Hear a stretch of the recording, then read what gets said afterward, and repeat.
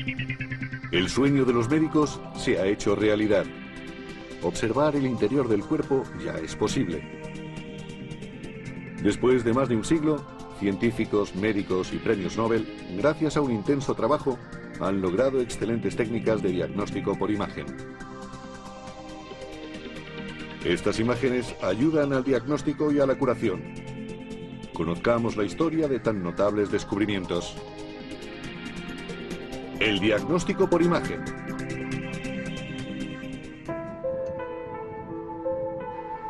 Bruselas. Ubicado en un hospital militar, el Museo Belga de Radiología reúne una colección de aparatos que permite recordar la historia del diagnóstico por imagen. Descubriremos las 4 categorías más importantes de esta forma de diagnóstico. Viajemos al interior del cuerpo.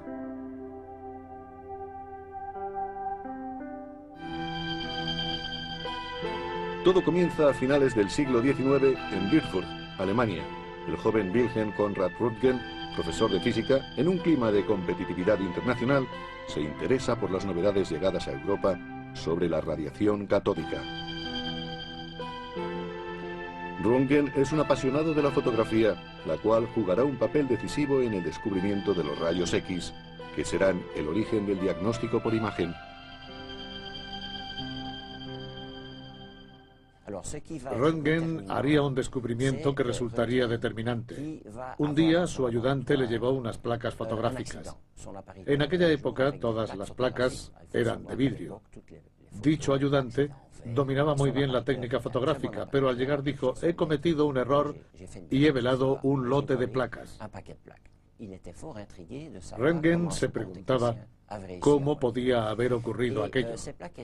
Las placas estaban en un cajón envueltas en papel negro y pensó que la fuente que pudo velar aquellas placas era un tubo catódico que había encima del cajón, el cual dejó la sombra de un aro metálico proyectada en las placas. Durante 6 semanas, Röntgen se dedica día y noche a estudiar el fenómeno. Descubre que un rayo ha velado las placas fotográficas. Lo denomina rayo X, la letra que en matemáticas define a la incógnita. Radiografía su mano y pronto imagina las aplicaciones médicas e industriales de su descubrimiento. Después, radiografía la mano de su esposa. Hace público su descubrimiento en Würzburg el 28 de diciembre de 1895, el mismo día que los hermanos Lumière presentan en París la primera proyección pública del cinematógrafo. Estos 2 grandes inventos revolucionarán la historia contemporánea. 1901. El primer premio Nobel de Física se concede a Wilhelm Röntgen. Como humanista, no patenta su descubrimiento y su explotación queda libre. Los médicos atienden en institutos de física, donde son instalados los aparatos. Acuden tantos pacientes que los equipos son transportados a los hospitales. Existen 2 modos de lectura: las radioscopias, es decir, una imagen sobre una pantalla, y las fotografías, llamadas radiografías. En un principio se pensó que la radioscopia, al ser más fácil de utilizar, se impondría, pero se mejoró la emulsión y el tiempo de exposición de las radiografías. La mano de Madame Röntgen exigió un cuarto de hora. Los problemas de radioprotección, aunque ya eran conocidos en 1896, no se tenían en cuenta. Para poner a punto un aparato, tenían que someter sus propias manos a la radiación y comprobar así lo que se veía en la placa. Si veían los huesos, la radiación era suficiente. Y si no se los veían, necesitaban una radiación más penetrante. A lo largo del día, un equipo se mostraba inestable y sufría todo tipo de alteraciones. Los grandes conflictos de principios del siglo XX tienen como consecuencia el empleo generalizado de la radiografía para la detección de cuerpos extraños. Todos los ejércitos envían médicos militares al lugar del combate, lo más cerca posible del frente. A su regreso, muestran su convicción respecto al uso de la radiología en primera línea. Con ella pueden diagnosticar lesiones y detectar cuerpos extraños. Durante la guerra del 14, Marie Curie se convirtió en una figura emblemática. La doble premio Nobel diseña las camionetas radiológicas que transportan los equipos hasta el frente.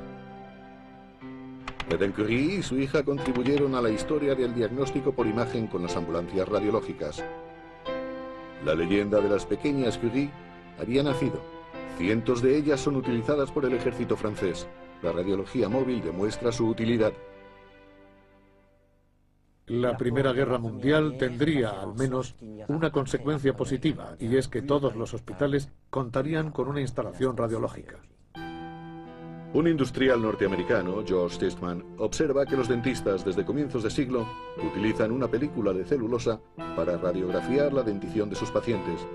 ¿Por qué no utilizar el mismo material para las radiografías y sustituir así las placas fotográficas? El primer soporte que se inventa está compuesto de nitrato de celulosa, que es inflamable y explosivo. Durante los años 60 se sustituye por el acetato de celulosa. Finalmente, se recurre al polivinilo y las placas son irrompibles.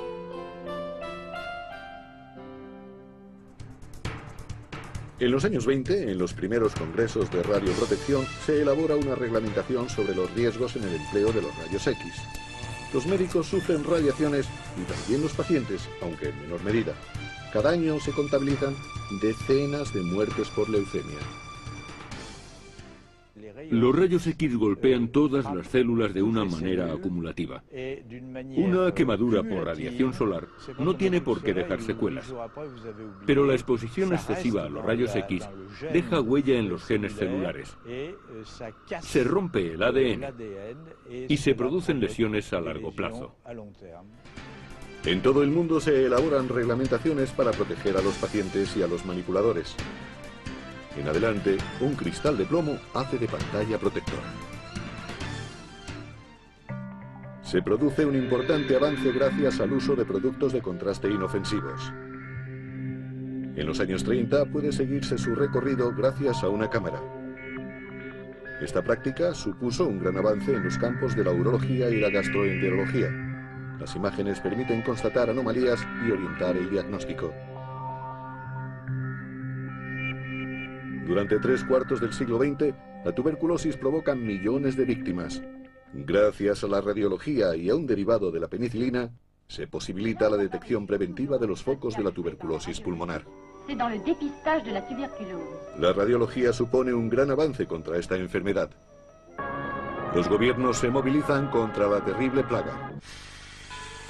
Los trabajadores en contacto con polvo sufren graves enfermedades. Los mineros están expuestos a la silicosis que obstruye los alveolos pulmonares. La radiología facilita su diagnóstico y contribuye a su curación. También se pretende conocer el estado de los bronquios cuando hay un destello en una placa fotográfica. Una placa fotográfica es la proyección de un volumen, el cuerpo de un paciente, sobre una foto en 2 dimensiones. Por tanto, no es fácil saber si el objeto está delante, detrás o en el centro. Actualmente se hacen 2 placas perpendiculares entre sí, una de frente y otra de perfil. Otra posibilidad es girar con el aparato en torno al enfermo. No hay que olvidar que emite mucha radiación. Aquí tenemos un aparato de tomografía convencional, un aparato convencional que proviene de la aplicación de bocage. A medida que te alejas del punto de rotación, del movimiento, se obtiene una imagen difusa. Esa es la tomografía. En este caso en concreto, se difuminan las costillas anteriores y posteriores para analizar el parénquima pulmonar. Este es el principio de la tomografía, que ha sido muy utilizada para la prevención de las afecciones pulmonares. En la Segunda Guerra Mundial, los ejércitos necesitaban equipos muy resistentes, pues debían ser transportados e incluso lanzados en paracaídas. Todos los contendientes contaban con ellos, y aunque no se hicieron grandes progresos, su difusión fue mayor que durante la Primera Guerra.